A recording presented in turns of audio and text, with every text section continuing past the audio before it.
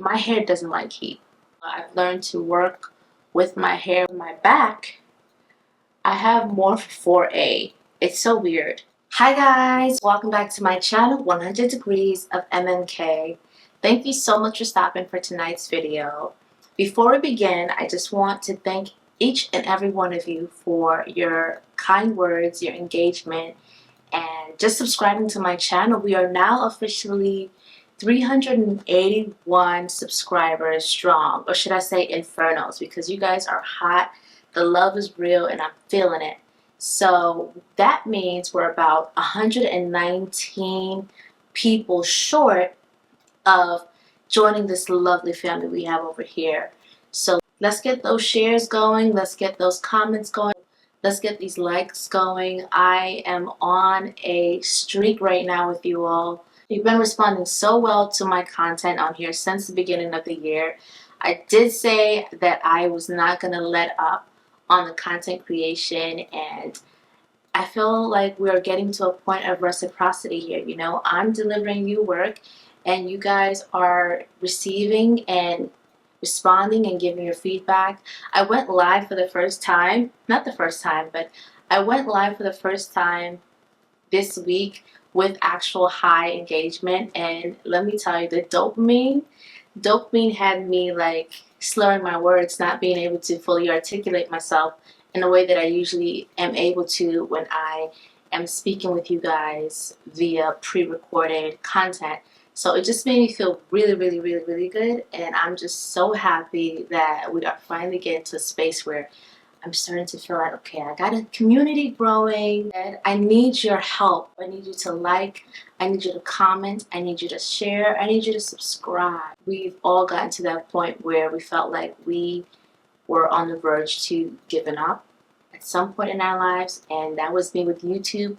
So this means a lot to me that my people are finally, you know, absorbing what I'm putting out there. And also shout out to those who've been with me since the very beginning of time.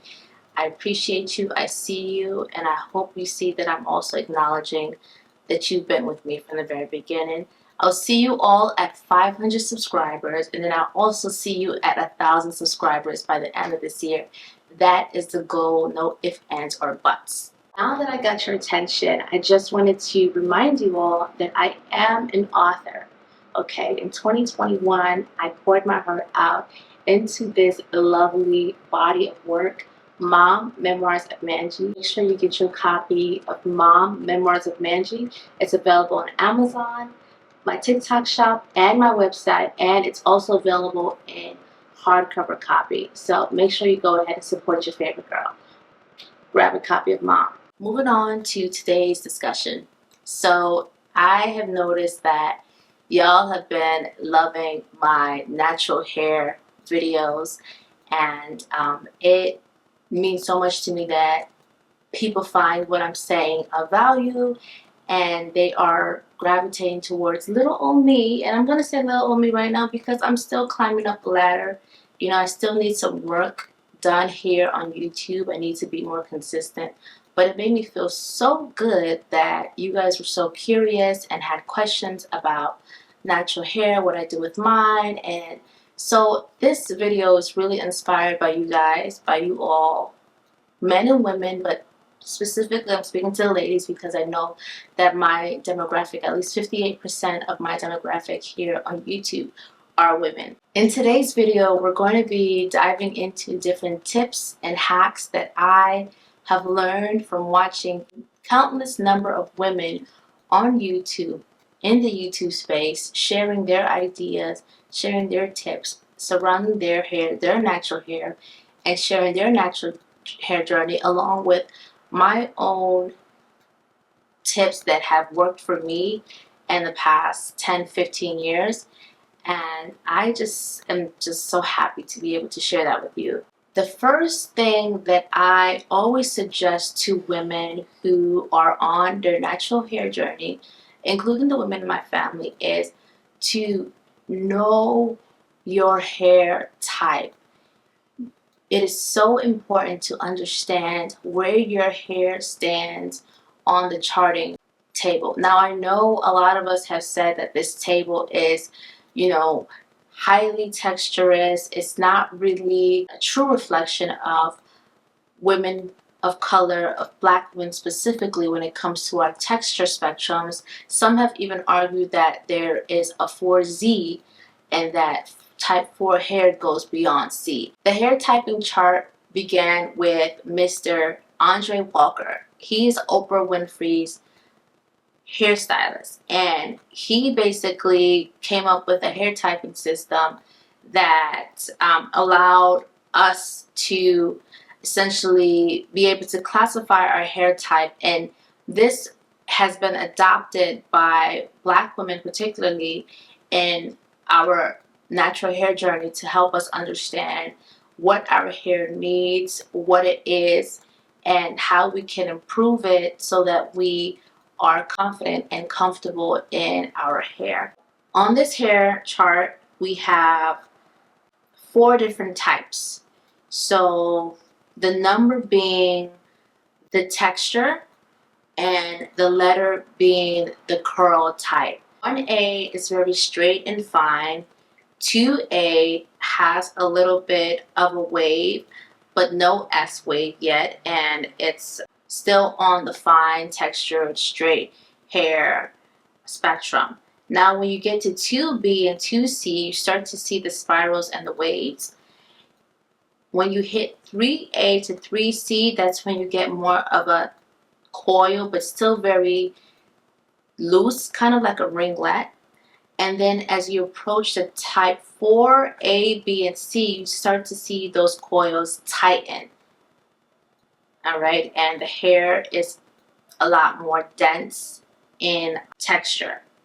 So, now, another major part of understanding your hair type is understanding your porosity levels. Now, for most women on the type 4 spectrum, we are either really high porosity or low porosity.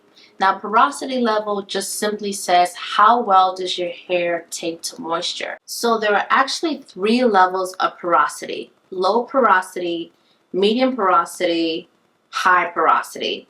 So low porosity typically feels smooth and it's water resistant. So no matter how many times your hair is drenched in water, it still looks like water has not been applied to it. This is most common in women whose hair tend to lean more towards the 4C side and beyond. I'm going to keep saying and beyond because, like I said, and I believe most of us in the natural hair community, most of us black women who are privy to this hair typing system can now all agree and say that there are different types of quote-unquote 4C hair. So that's why I say 4C and beyond. This is a respectful space here, and all hair types in the 4 category to me matter. So I just wanted to make that very clear. The next level is medium porosity. This is also known as normal porosity. This type of hairstyle is really good at retaining moisture, and it's very manageable, versatile, and glossy.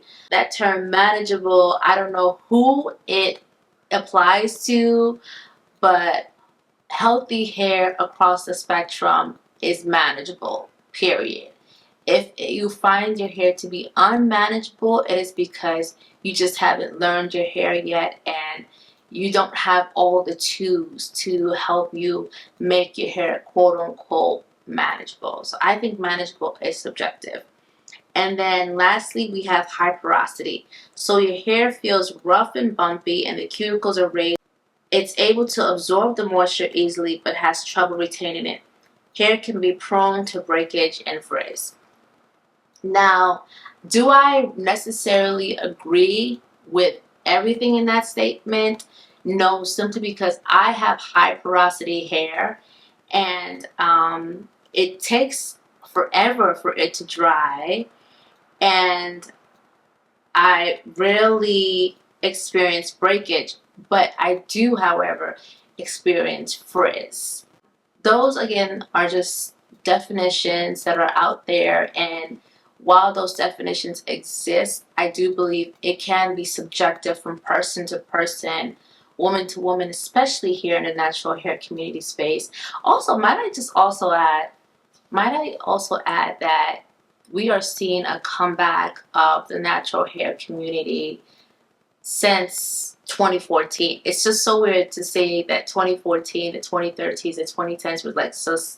We're just like short of like 15 years ago, and we are back in this space where you're seeing more and more black women with textured hair and fiercely textured hair. And I'm going to use the word fiercely textured because that's for my girls who have 4C and beyond. I have 4C, 4AB, all in different parts of my hair. I'm going to tell you in a few where those parts are because it took me some time to realize this phenomenon with my hair. And there are a lot of women who are multi-textured in their hair type, and because of that, it's so hard for us to pinpoint what our hair needs at every given point of our hair. Like, that is the true magic in having textured hair. Yeah, but I just wanted to point out like how it's come back, and the girlies are really invested, myself included, in how to promote healthy, flourishing hair. And healthy hair does not mean tailbone, although for most women that is the goal. For some it isn't. For me, mine is like right here, bra strap level, shoulder, bra strap level, curly. But it looks different for everybody else, and that's okay. Back to the whole porosity level thing. Understanding your porosity is key in not only managing your hair, but also understanding which products are just not going to work for you. You know, for me, cream-based products don't do well for me. I need something with a little bit more of a slick in the consistency. If I'm going to do a cream-based product, it's going to require me to manipulate my hair a little bit. And I think that's something that even with my porosity level, women that have full-on 4C throughout their hair have the same issue, where that's why the tighter the curl pattern, whether your hair is high porosity, low porosity, you might require something with a little bit more slick if you're styling your hair versus a cream-based product. Another natural hair tip for me would also be understanding what your hair doesn't like. Now, so many times we find ourselves trying to over manipulate our hair into what we think is acceptable or more convenient for ourselves or even society, to the point that our hair just keeps fighting back and saying, nope, I don't like it, but here we are forcing it over and over and over and over and over again. Because let's be real for a second. Let me be 100% real with you. Microaggressions around textured hair are a thing. For instance, last year, sometime around the holiday, I had an instance where I had an interaction, and it wasn't a pleasant one. I was at my workplace, I was at my place of work, and a customer came in and basically called me out on my hair. And you know what was really sad about it is that she shared my skin, she shared my hair type, and it really broke me in that moment because I was surprised that, you know, this type of mentality still is out there. But it was really even more so hurtful because she was much older than me and we were of the same complexion. And mind you, on that day, I did not have my hair in a curly defined state. I had it in my fro state. I was very comfortable. My colleagues, you know, make me feel very comfortable in wearing my hair in the same way that I do, so I don't feel like I have to walk around on eggshells in my place of work. And it was just really disappointing to me that she had something negative to say about me, and I hadn't felt that way in a very long time. You know, I would like to say, like, I've grown so much in my adulthood from the time of adolescence when it comes to my self-image, my self-love, my appearance. Yes, I still have my insecurities, but On that level, I never expected to experience that again, especially with someone who shared the same skin tone, likeness, and everything as me. So yeah, you know, with microaggressions being a thing in the real world still, us trying to really gather ourselves and come to terms with the fact that there are just certain things that our hair does not like. Like for me, my hair doesn't like heat. That's just the bottom line. That's something that I've come to terms with. I'm like, when I see women getting their silk press, I'm like, oh, that is so nice, but it won't last for me. It just wouldn't, especially with my lifestyle. Like I use hot water all day, every day to shower, and to me, there's no amount of putting a scarf over it that's going to stop it from frizzing out.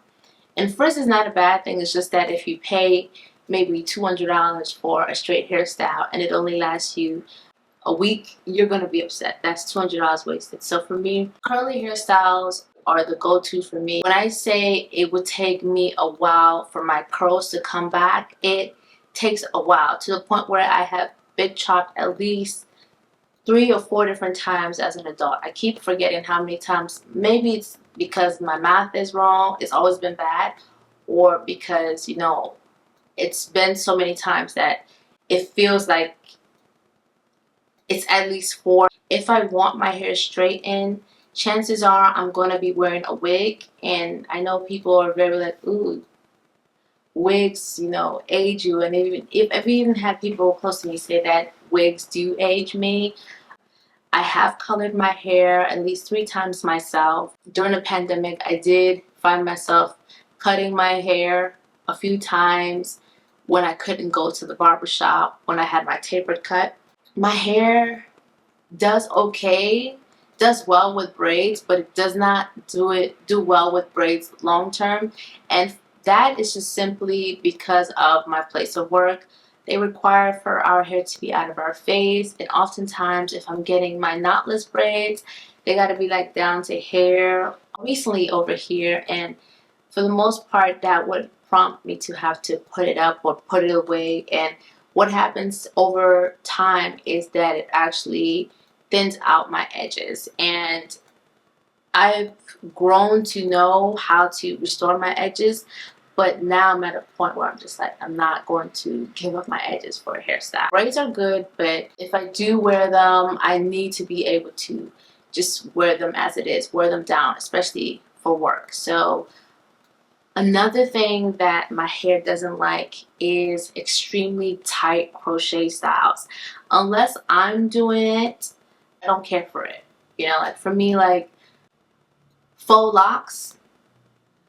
Locks are beautiful. I love them down, but every single time I've done faux locks, it's always been difficult taking them down, even for myself.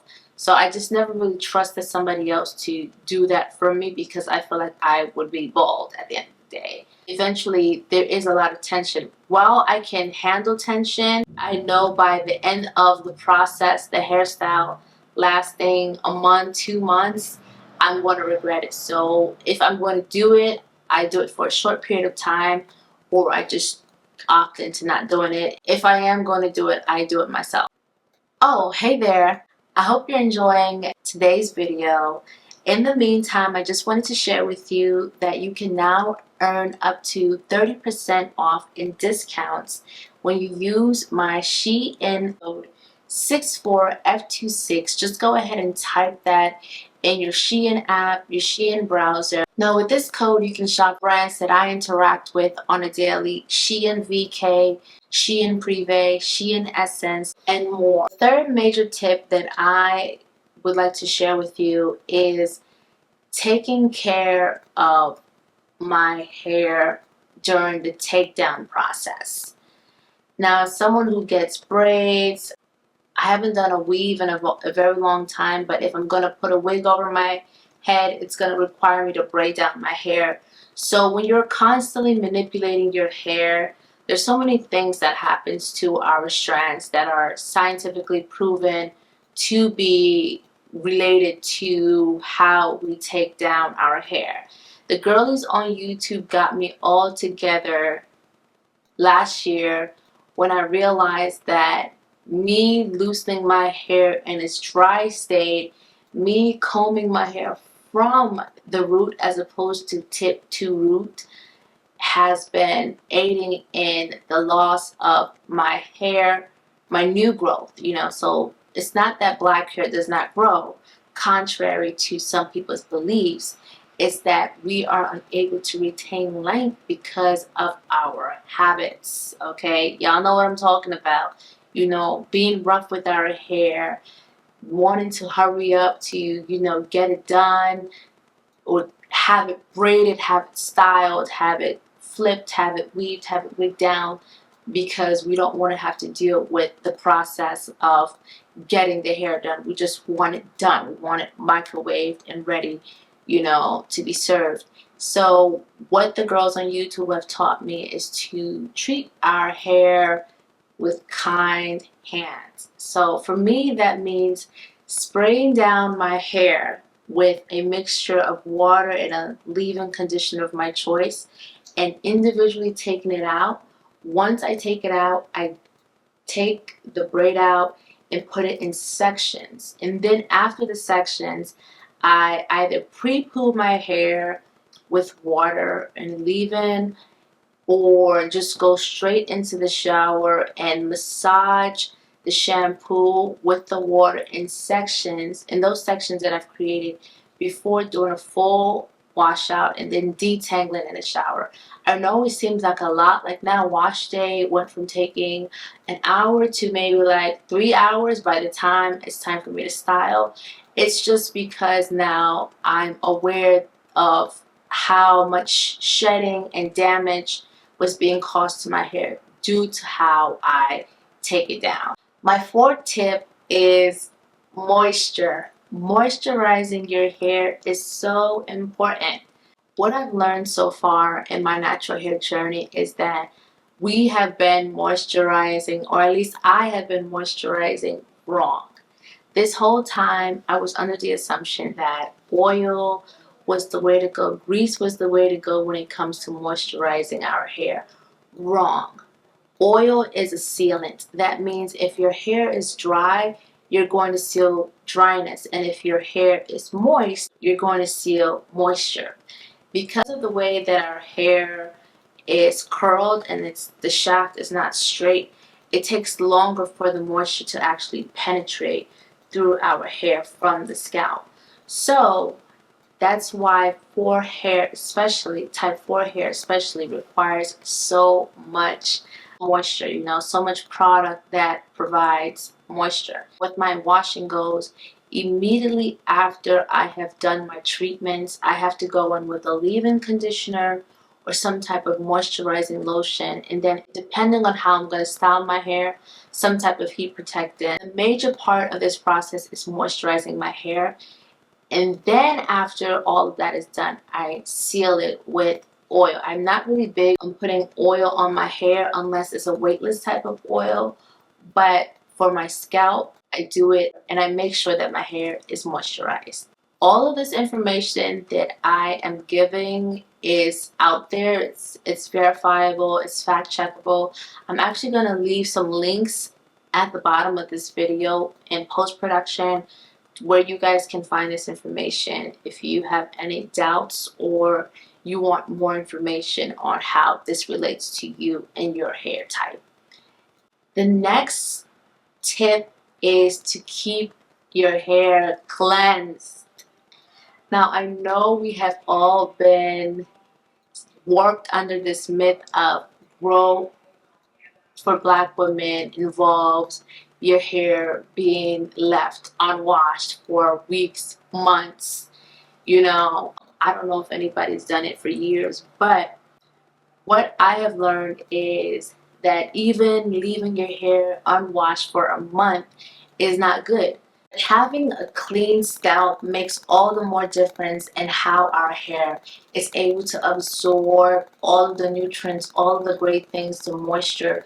When you have excess amount of buildup on your scalp, it can lead to things like psoriasis, dermatitis of the scalp. That's something that I actually had to deal with as a child, which led me to have to get big chops. As a young lady, you know, your hair is thought to be everything. So to have that choice stripped, you know, that choice of cutting your hair stripped from you, it can be very impressionable on a young lady at that very tender stage. So for me, like now that I'm hearing all of the science around our hair as an adult, it made me appreciate the women who come on here and share, the doctors that, you know, are dermatologists and they look like me and they're invested in making sure that I understand what my hair requires, you know, what my hair is longing for. So I try to keep my washes at least every 2.5 weeks if I'm, you know, wearing my hair natural, which is probably still too long according to the doctors, but I think for me it's a healthy amount. According to the AAD.org, black hair is said to be healthier when you wash it once a week or every other week.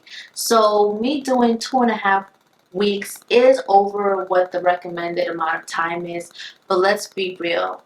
Life gets busy, life gets hard, finances are tough, salon prices are high, so who is really washing their hair once a week? Okay, for me, I got like 229 dollars worth of product in my hair. I'm not washing my hair once every week because that's product going, and times are hard. It's inflation. So yeah, for me it's 2.5 weeks. If I have a protective style, if I have braids in, if I have anything that has my hair kept away, I'm still doing at least 3 weeks to a month. I know I sound hypocritical, but realistically speaking, I feel like as long as I adhere to the other things that I mentioned in this video, my hair typically does pretty well under those conditions because I'm cognizant of it and I'm actively working on it. Now this one, y'all are gonna fight me to tooth and nail about it, considering we just mentioned protective styles. But what I've learned from my sisters in the natural hair space on YouTube for the past 10 years is that the key to achieving healthy hair is to leave it alone. Is to really leave it alone. Like low manipulation is definitely a thing. Low manipulation doesn't mean that you don't have to quote unquote get your hair done. It just means that you're giving your hair breaks in between, you know, sew-ins, in between, you know, lace fronts, in between color. You're giving your hair a break.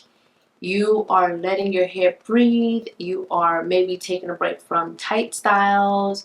You are making sure that at night, if your hair looks like this, you're twisting it in big twists, and you know, you're not putting tension on your hair, on your scalp, on your edges. It's just basically the golden rule for healthy hair and in the type 4 world. Type 3 and under, I can't speak for your experience because that's not my experience, but for us type 4 girlies, what I've learned is that you just gotta let your hair be. And I know that may be difficult for some folks because your hair may not curl, or you know, your twist out may not be successful, you know, but my hair doesn't, I don't wake up with my curls defined. So on some days I'm looking more towards the 4C side. I experience shrinkage just like you. And what I've had to learn, and this is why I will always appreciate the women with the 4C all over the hair, because I do have parts of my hair that are 4C. I'm going to show you guys in a minute. Who feel like, you know, they can't just get up and go because their hair needs to be manipulated, needs to be done for it to be deemed acceptable. And I empathize with that because I've seen how people treat me when I don't have my hair defined. I've seen how people treat me when I had the big chop. I've seen people treat me when my hair wasn't colored but it was short. You know, I've seen how people treat me when I had big chop, but I didn't know anything about my hair type or anything like that. So when I thought that I was doing myself, like, you know, the greatest thing by just getting up and going, there was always somebody to question me or somebody to say, yeah, no, that's not really it. Like, I don't know who told you to go and do that, but that's not what it is. And you need to go and do something with that hair. So I 100% empathize with you. But from what I've learned from the women who have gotten a handle on, you know, keeping their hair natural and healthy and full. Don't get me wrong, I still do all those other things that I just mentioned, but now I have learned to really hone in on my hair care regimen. You know, making sure that I'm kind to my hair, making sure that I speak nicely about my hair. Even sometimes I have my moments of negative talk, but I'm here, I'm embracing the shrinkage. I've embraced the times where I had the weird in-between stage. Sometimes I feel like I'm still in that weird in-between stage because my hair isn't at my goal length yet, or it just doesn't show up that way. I've always said my hair grows outward, it doesn't grow down. So if I'm experiencing length, I'll see it in volume, but I won't necessarily see it as far as length. Like, I have to stretch my hair down to show the length, you know, and that's okay. I've learned to embrace shrinkage, and I just want to encourage any woman with type 4 hair to also embrace it. I did say I was going to show you all different parts of my hair that are 4A, B, and C. So for my midsection of my hair is more on the 4B side. The curls are tight, but they're not too tight. They're right in the middle. And then on the side right here of my left side of my hair, the curls are a lot tighter and the porosity level is more so on the lower side. So this side takes forever to lock in the moisture, and at the same time it still takes forever to actually dry. I don't know why is that. I'm not sure if it's just a small portion of, if it's because it's a small portion of my hair that has true 4C that it gives me that type of energy. But yeah, that's this side of my hair. This side is more on the 4B side as well. And then surprisingly on like the edges area is 4C. So my 4C here, because it is still very much high in porosity levels, it has like very, very small curls in here. And then for my back, I have more 4A. It's so weird. It's bonkers. I thought it was because when I blow dry my hair, it has some heat damage, but when I wasn't blow drying my hair as often, when I was air drying my hair, I would have the same thing, like back of my hair for the most part. At least maybe the first 3 or 4 rows, like here. I'm sorry guys, I can't zoom in. The focus goes off, but that section of my hair is like 4B. And then, I mean 4A. And then the front of my hair, the front of my hair gives a little bit of both, primarily 4B, but some areas of it is also 4A. And then the rest is history. So when I am combing and styling my hair, I have to remember that the different parts of my hair operate differently. So if I know that this side of my hair retains moisture quicker, I'm going to start with this side of my hair and make it my focal point. So by the time that I get to this side, there's no issues with, you know, the hairstyle or whatever and drying. Altogether, you know, I've learned to work with my hair with what I have, and I've appreciated that. And it's nice to see that other people are seeing the hard work that goes into it, because like I said, I don't wake up like this. And I've also learned to embrace all different parts of me and how I wake up, whether it's a fro, whether it's unstretched, whether it's just, you know, I've rocked them all. you know, and I've had different experiences. So I just wanted to share that with you briefly for the ladies feeling that their hair is not quote unquote manageable, or they can't achieve great styles with their hair type. That will conclude my talk for today.